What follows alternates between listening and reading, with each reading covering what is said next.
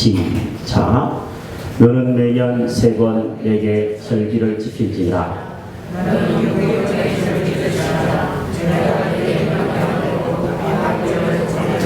이래 동안 무교병을 먹을 것이니 이는 그날에 내가 애굽에서 나왔습니다. 빈손으로 내 앞에 나오지 말지니라. 맥주절을 지키라. 이는 내가 수고하여 밭에 뿌린 것에 첫 열매를 거두니라.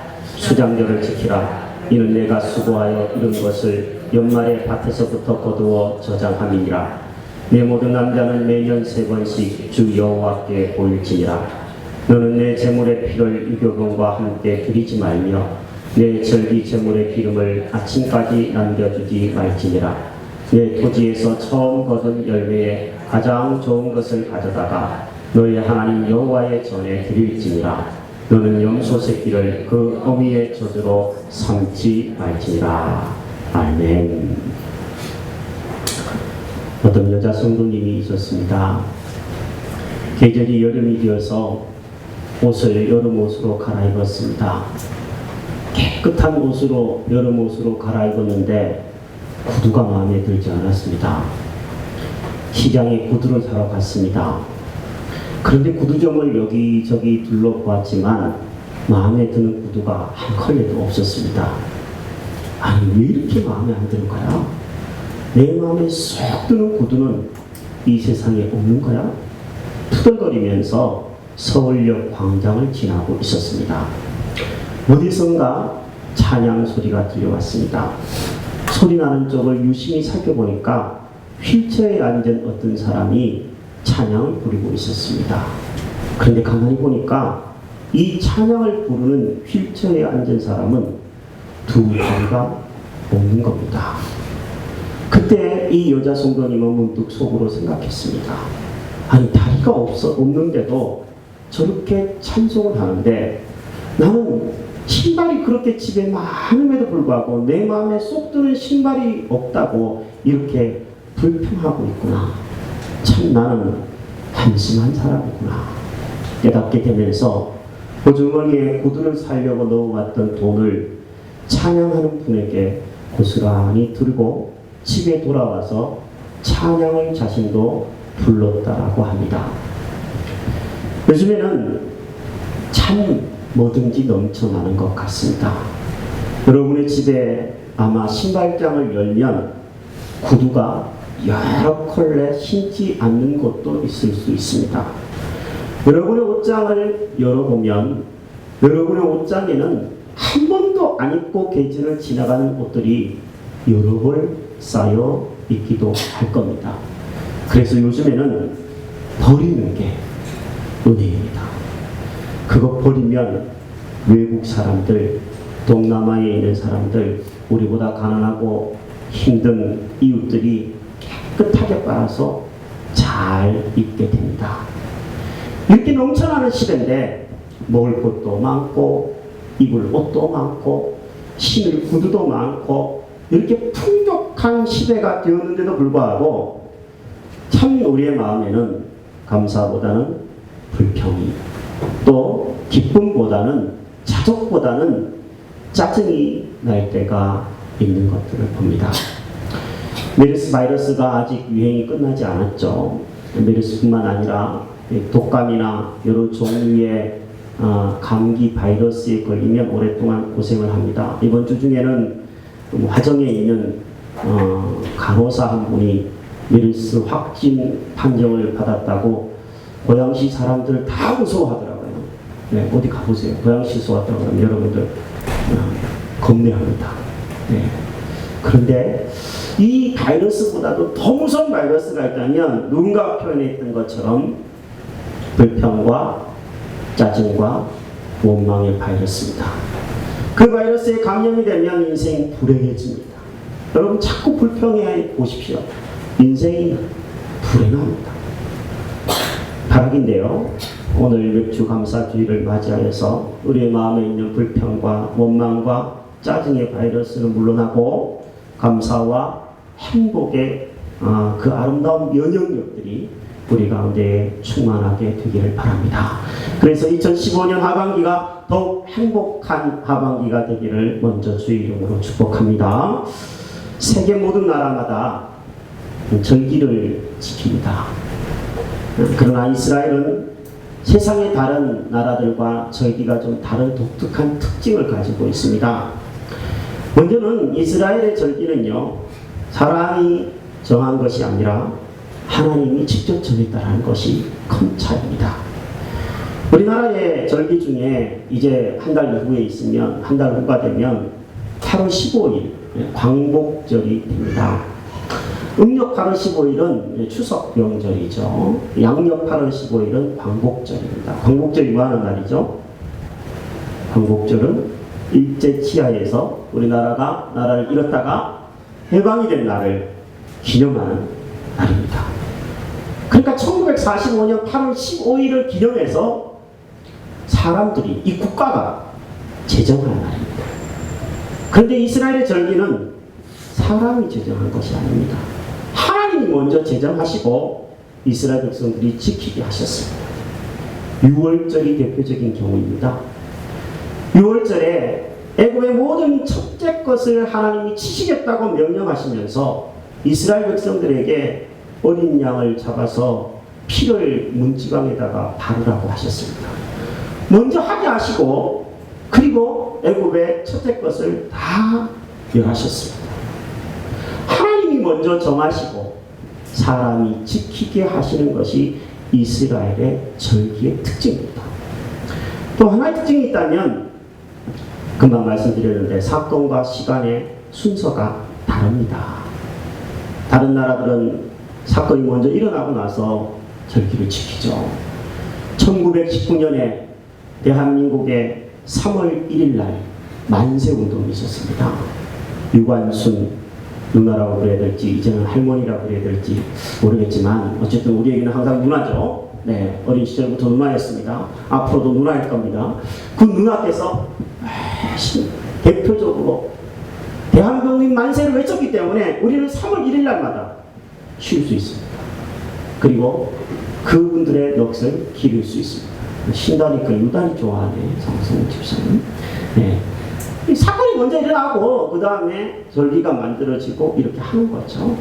네. 그런데 하나님께서는 먼저 제정을 하시고 그 다음에 사건이 일어나는 겁니다. 그게 아주 큰 차이고 특징입니다. 하나님은 오늘 본문에 보면 이스라엘 백성들에게 세 가지 절기를 1년에 꼭 지킬 것을 말씀하셨습니다. 너는 매년 3번 내게 절기를 지킬지라 말씀하셨는데 이 세 절기는 6월절과 맥추절과 수장절입니다. 이스라엘은 그야말로 축제를 시작해서 축제로 한 해를 마친다고 할 정도로 축제가 많은 나라라고 합니다. 3월에서 4월 되면은 6월절 축제가 벌어집니다. 제가 책을 읽어보니까요, 이 6월절 축제가 되면 집에 있는 모든 누룩, 요만한 덩어리 하나도 없게 집안을 샅샅이 다 청소합니다. 그때 이스라엘 사람들은 가구를 많이 버린대요. 귀찮아서 내놓았다가 드리지 않고 새 거 사버린답니다. 한국 유학생들이 그때 가구를 많이 주워다가 자기 집에 드린다고 합니다. 그 정도로 대대적으로 청소를 하면서 학교도 8일 정도 휴교를 하면서 집집마다 모여서 양고기 뜯으면서 축제하고 이야기하고 즐기고 그렇게 한다고 합니다. 6월절을 기념하기 때문에 그렇습니다. 그리고 5월달, 6월달이 되면 맥추절을 맞이하면서 축제를 벌입니다. 이따가 오늘 본문에 한번 살펴볼 부분입니다. 그리고 10월달, 11월달에는요 초막절 혹은 수장절을 축제를 지킵니다. 이들은 이스라엘 백성들이 40년 광야 생활 동안 텐트 치면서 옮겨 다녔죠. 고생했습니다. 그것을 기념하면서 텐트에서 보냅니다. 이스라엘에 제가 가보진 않았지만 책에서 보니까 이스라엘은 아파트를 지을 때 계단식으로 짓습니다. 이렇게요. 예. 왜 계단식으로 짓느냐 하면 그 계단 베란다에다가 텐트를 치기 위해서 일부러 그렇게 짓는다고 합니다. 왜 텐트를 칠까요? 초막절 지키기 위해서 그렇습니다. 일주일 동안 텐트에서 살아야 되니까 멀리 가면 귀찮잖아요. 베란다에다가 텐트를 치기 위해서 아파트도 계단식으로 이렇게 만든다고 합니다. 좋을까요? 캠핑 좋아하는 사람들은 되게 좋아할 것 같아요. 제가 말씀을 준비하면서 생각해 보니까 캠핑은 아마 여기서 시작되지 않았나. 이런 상상을 재미있게 한번 해보기도 했습니다. 어쨌든 이스라엘 백성들은 이렇게 1년 3차례에 걸쳐서 특별히 남자들도 모두 다 여호와 앞에 나와서 얼굴을 보이라고 말할 정도로 하나님은 이 세 절기를 특별히 강조하시면서 축제의 절기로 보내기를 말씀하고 계십니다. 자, 맥추절을 오늘 맞이했으니까 이 맥추절의 의미를 한번 살펴보겠습니다. 제가 본문의 말씀을 맥추감사주일마다 거의 드리는 것 같은데 이번에 맥추감사주일 말씀을 준비하면서 제가 성경을 이렇게 읽는데 유난히 눈에 들어오는 단어가 있더라고요. 그게 뭐냐면 처음이라고 하는 단어였습니다. 16절 한번 보시겠습니까? 맥추절을 지키라. 이는 내가 수고하여 밭에 뿌린 것에 첫 열매를 거둠이라. 19절입니다. 내 토지에서 처음 거둔 것의 열매에 가장 좋은 것을 가져다가 너희 하나님 여호와의 전에 드릴지니라. 두 구절 다 맥추절에 대한 얘기를 하면서 처음 열매, 처음 거둔 것 이런 표현을 쓰고 있습니다. 보리 그림을 한번 보겠습니다.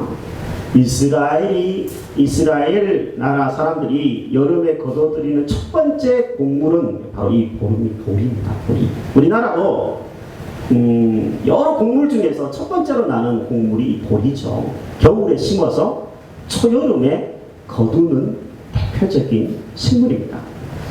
그런데 이 여름이라고 하는 단어가요, 이스라엘 사람들에게는 아주 의미 있는 단어입니다.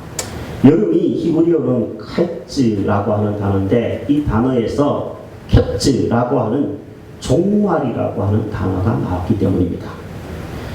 이스라엘 사람들의 달력은 몇 월달에 시작하냐면 1월달이 아닙니다. 우리나라는 1월달에 시작해서 겨울에 시작해서 겨울에 끝이 나지만 이스라엘 사람들은 새해가 10월입니다. 그러니까 10월이 가을에 시작해서 가을, 겨울, 봄, 여름입니다. 그러니까 여름이 되면 태생적으로 이스라엘 사람들은 마지막 때가 다가오고 있구나. 한 해의 마지막이 다가오고 있구나. 이렇게 생각한다는 겁니다. 우리나라 사람들은 여름 그러면 가장 먼저 떠오르는 게 휴가 아니면 팥빙수 이런 게 떠오르겠죠. 그런데 이스라엘 사람들은 태생적으로 여름 그러면 종말, 마지막, 성경적으로 말하면 심판을 떠올리게 된다는 겁니다. 2015년 여름이 되었습니다. 7월달은 여름의 문턱에 들어서는 달이기도 하죠. 원래 매우 더울 것 같아요. 그랬더니 옆에 계신 부인이, 남편이 그렇게 얘기했더니 옆에 계신 부인이 당신은 해마다 그 얘기를 한다고, 살이 쪄서 그렇다고 얘기를 하는데 실제로 해마다 더워지고 있습니다. 아시죠? 계속 한반도가 뜨거워지고 있습니다. 네. 점점 뜨거워지고 있는데 살이 쪄서 그런 게 아닙니다. 살이 찐 것도 영향이 있겠지만 날씨가 더워지고 있습니다. 근데 이렇게 더울 때마다 여러분 생각하십시오. 마지막 때에 최후의 심판대 앞에서 하나님의 구원을 받지 못하는 사람들은 이 여름보다도 수백 배 더 뜨거운 지옥의 불구덩이에서 어떻게 살까? 그것을 생각하시길 바랍니다. 그리고 우리는 하나님 앞에 우리의 이 뜨거운 태양을 피할 수 있는 그늘이 되시는 하나님 앞에 피할 수 있는 그런 계절이 되기를 바랍니다. 여호와는 너를 지키시느니라. 여호와께서 내 오른쪽에 내 그늘이 되시나니 낮에 해가 너를 상치 아니하리라. 아멘. 하나님은 우리에게 시원한 그늘이요 피난처가 되시는 분이신 줄로 믿습니다. 그 하나님께 피하는 이 여름이 될 수 있기를 바랍니다. 이스라엘이 7가지의 작물을요, 이스라엘을 대표하는 작물이라고 제가 이렇게 재미있게 읽은 이스라엘의 책에 나오더라고요. 그림 한번 보여주시겠어요? 그 7가지 소산물이 뭐냐면 보리가 있고요. 제가 조금 아까 말씀드렸던 것, 그 다음에 밀 있습니다.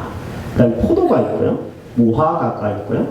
올리브가 있고요. 석류가 있고 종려 혹은 대추야자라고 불리는 식물이 있습니다. 7가지는요 다 이스라엘을 상징하는 대표적인 성경에 나오는 식물들 이름입니다. 그런데 이 7가지는 다 언제 열매를 맺느냐 하면 한여름 땅끝에서 열매를 맺습니다. 보리는 1, 2월에 뿌려서 여름이 시작하는 계절에 거둡니다. 포도도 아주 땡볕인 6월에서 8월 사이에 그 단맛이 절정에 이르고 9월까지 가죠. 감람 열매도 포도보다 조금 늦은 9월에 맺힌다고 하고요. 무화과는 6월에 파계라고 하는 아주 조그마한 무화과가 맺혔다가 10월달까지 5번 정도 열매를 맺는다고 합니다. 종려나무도 석류도 모두 여름철 땅끝에서 열매를 맺어갑니다. 우리나라의 열매도 비슷하죠. 제가 좋아하는 복숭아도, 그 다음에 포도도, 사과도 다 여름철 그 땅끝 속에서 그 뜨거움을 견디면서 가을에 시원한 바람이 불어올 때 열매를 맺는 경우, 따는 경우도 있고 여름에 따는 경우들도 있습니다. 인생도 그런 것 같습니다. 이 한여름 땅끝에 우리의 인생도 신앙으로 혹은 인생의 성숙으로 열매를 맺어가고 있습니다. 세계적으로 유명한 사람들을 한번 보십시오. 아니 뭐 세계적으로 유명하다고 그럴 것도 없이 가까이 있는 좀 괜찮은 사람들 한번 보십시오. 그분들이 그렇게 아름다운 열매를 맺어가기까지는요, 뜨거운 여름철과 같은 고난의 시간들을 견뎌야만 했습니다. 농구 잘하는 그 마이클 조단, 유명한 농구 선수였죠. 고등학교 때 농구 못한다고 농구부에서 쫓겨났다고 그러더라고요. 그 똑똑한 머리를 가졌던 세계적인 과학자 아인슈타인도 자기가 대학에 논문을 썼는데 논문에서 떨어졌습니다. 그런 경험을 다 가지고 있는 사람들입니다. 성경의 인물도 보십시오. 다윗을 보십시오. 요셉을 보십시오. 바울을 보십시오. 다 하나같이 아주 고생스러운 뜨거운 여름날을 만났던 사람들. 그 뜨거운 여름 속에서 그들은 하나님을 부여잡았고 그들은 그 뜨거운 여름날 속에서 신앙의 열매를 맺어갔습니다. 여러분, 혹시 지금 내 인생이 너무 뜨거워요. 너무 땀 많이 나고요. 너무 힘들고요. 요즘에 땡볕이에요. 목사님, 왜 이렇게 사는 게 아닐까요? 이렇게 생각되는 분 계신가요? 여러분들은 인생의 여름을 보내고 계신 분들입니다. 여러분들이 인내하고 소망의 하나님을 계속 붙들고 있기만 한다면 반드시 하나님이 좋은 열매 맺게 하실 줄로 믿습니다. 여러분, 이 맥추절에요, 이렇게 열매를 맺은 것 중에서 처음 것을 하나님께 드리라고 그랬습니다. 제가 원래 시작하면서 처음 사랑을 가지자 그럴 때 처음이라고 하는 단어의 의미를 여러 번 설명해 드린 적이 있습니다. 처음이라고 하는 말은 성경에 시간적으로 먼저 것을 얘기하기도 하지만 또 뭘 얘기한다고요? 최고의 것을 이야기하는 베스트의 뜻도 있다고 말씀을 드렸습니다. 그래요. 하나님은 처음 것 베스트를 드리라고 우리에게 말씀하셨습니다. 생각해 봐야 돼요. 아니 겨울에 하도록 식량 때문에 걱정하고 봄에 식량 다 떨어져가지고 어떻게 보면은 보릿고개 우리나라 사람들 옛날에 겪었던 것처럼 먹을 게 없는데 겨우 보리 났는데 그 보리로 배불리 먹으면 안 되나요, 사람이? 꼭 그걸 하나님께 바쳐야 될까요? 하나님이 너무하신 거 아닐까요? 배부르게 먹으면 먹도록 놔두면 안 되나요? 하나님의 식단은 명품 식단이라서 그런가요? 하나님은 천지의 창조자이신 갑이시니까 너 좀 굶어라, 나한테 갖다 바쳐라, 이런 의미일까요? 저는 하나님, 제가 알고 있는, 제가 믿고 있는 하나님은 그런 못된 하나님이 아닙니다. 뜻이 있습니다. 최고의 것, 처음 것을 드리라고 하신 이유는 저는 아무리 성경을 묵상해봐도 하나님이 우리에게 최고의 것을 주셨기 때문에 최고의 것을 드리라고 말씀하신다고 생각합니다. 하나님이 우리에게 주신 최고의 것이 뭘까요? 생명일까요? 물론 우리 목숨도 있겠죠. 하나님이 우리에게 주신 최고의 것이 뭘까요? 자식일까요? 자식도 귀하죠. 특히 자식 한 명 둔 부모님들은 금지옥엽이시겠죠. 하나님이 우리에게 주신 최고의 것은 무엇일까요? 돈일까요? 물론 돈도 필요합니다. 그런데 성경을 읽어보면 하나님이 우리에게 주신 최고의 것, 첫 번째 것은 예수님입니다. 제가 좀 아까 찬양을 여러분과 함께 같이 드리는데 그냥 눈을 감고 네 번째 찬양을 드리는데 내 눈 속에 그냥 그런 경험 잘 없는데 특별한 경험이 하나 보이는 거예요. 환상이라 그래도 좋고 뭐라 그래도 좋은데 제가 어린 시절에 어머니가 동네에서 이렇게 소 잡아서 소의 피를 팔러 다니는 사람들의 그 바구니를 본 적이 있어요. 여러분 그 선지라고 그러죠. 선지 여러분 처음 잡아서 소 잡아서 선지 이렇게 고무다라라 그러나요? 그 고무다라에다가 이렇게 받아서 놓은 거 한번 보신 적이 있으실 것 같아요. 어르신들 보는 적도 있으실 것 같아요. 젊은 분들은 못 봤겠지만 그거 보면 어때요? 피가요. 피가 그렇게 붉을 수가 없어요. 이렇게 짙은 붉은색이 아니에요. 그거는 선지가 이렇게 짙으면 좀 오래됐다고 그러죠. 아주 선홍빛이. 어찌 보면 그렇게 예쁘고요. 어찌 보면 참 사람이 잔인한 거예요. 그 소 잡아서 그 피까지 먹으니 얼마나 잔인한지 몰라요. 근데 그때 갑자기 왜 그런지 모르겠지만 선지가 생각이 나는 거예요. 그 빨간 다라 안에 있었던 그 소홍빛 선지가 생각이 나요. 왜 그럴까요? 제가 왜 그게 생각이 날까요? 주님이 우리에게 주신 최고의 선물은 보혈의 피를 우리 대신 쏟아주신 것 때문에 그렇습니다. 여러분, 이 세상의 최고의 가치가 어디에 있겠습니까? 하나님에게서 남부를 것 없는 남이 아니라 이 세상 모든 것들을 가지신 하나님에게서부터 최고는 다름이 아니라 아들이에요. 그것도 외아들이에요. 그 외아들을 저와 여러분들을 위해서 우리를 대신하여 십자가에 죽게 내주신 그 최고의 사랑을 주님이 먼저 하셨기 때문에 내가 너희들에게 그 처음 것을 받았으면 좋겠다. 이렇게 말씀하시는 줄 믿습니다. 주님은 먼저 최고의 것을 주시고 최고의 것을 드리라고 하셨습니다. 그런데 놀라운 것은요. 최고의 것을 우리가 또 돌려드리면 하나님은 그보다 더 큰 것을 약속해 주고 있다는 겁니다. 성경을 여러분 읽어보십시오. 너희는 먼저 그의 나라와 그의 의를 구하라. 그리하면 이 모든 것을 너희에게 더하시리라. 더 주겠다라는 거죠. 안식일을 기억하여 거룩하게 지키라. 시간을 들이면 나 여호와가 안식일을 복되게 하여 그날을 거룩하게 하였느니라. 복되게 하겠다라는 거죠. 만군의 여호와가 이르노라. 너희의 온전한 11조를 창고에 들여 나의 집에 양식이 있게 하고 그것으로 나를 시험하여 내가 하늘 문을 열고 너희에게 복을 쌓을 곳이 없도록 붙지 아니하나 보라. 물질의 주권을 인정해서 하나님께 먼저 것을 드리면, 처음 것을 드리면 하늘보다 모든 하늘문을 열고 하나님이 복을 쌓을 것이 없도록 붙는 것을 경험하게 하시겠다는 약속 아닙니까?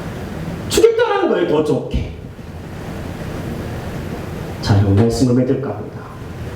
여러분에게 있는 것 중에서 최고의 것은 무엇인가요? 어떤 분 그러더라고요. 내 것 중에 최고는 부인이라고 그러더라고요. 네, 모르겠어요. 내 것 중에 최고는 뭔지 모르겠어요. 돈일지, 시간일지, 부인일지, 남편일지, 자녀일지 모르겠습니다. 목사님, 그럼 내 것 중에 최고인 내 자식 바치라는 얘기인가요? 그런 얘기는 안 합니다. 성경에 사람은 대속해서 바치게 돼 있어요. 그때 저는 이 최고의 선물을 하나님이 우리에게 예수 그리스도라고 하는 선물을 주시고 나서 최고의 것을 우리에게 요구하시는데 저는 생각해 봤어요. 어떤 것을 드릴 수 있을까? 제 개인적인 경험에는 이런 것들을 적어보게 됐어요. 첫째, 시간의 첫째 것을 드리자. 아침에 눈을 딱 뜨자마자 화장실부터 가지 말고 감사 기도부터 하자. 아침에 텔레비전, 스마트폰, 신문 보기 전에 성경부터 보자. 그게 제가 가지고 있는 하나님 앞에서의 약속입니다. 여러분들 보시기 바랍니다. 첫 시간을 드리는 사람은 가장 좋은 것을 드리는 사람입니다. 물론 어떤 분은 새벽기도 나오시는 분도 있어요. 새벽기도를 드리는 사람들은 정말 위대한 사람들입니다. 얼마나 자고 싶은 시간이에요.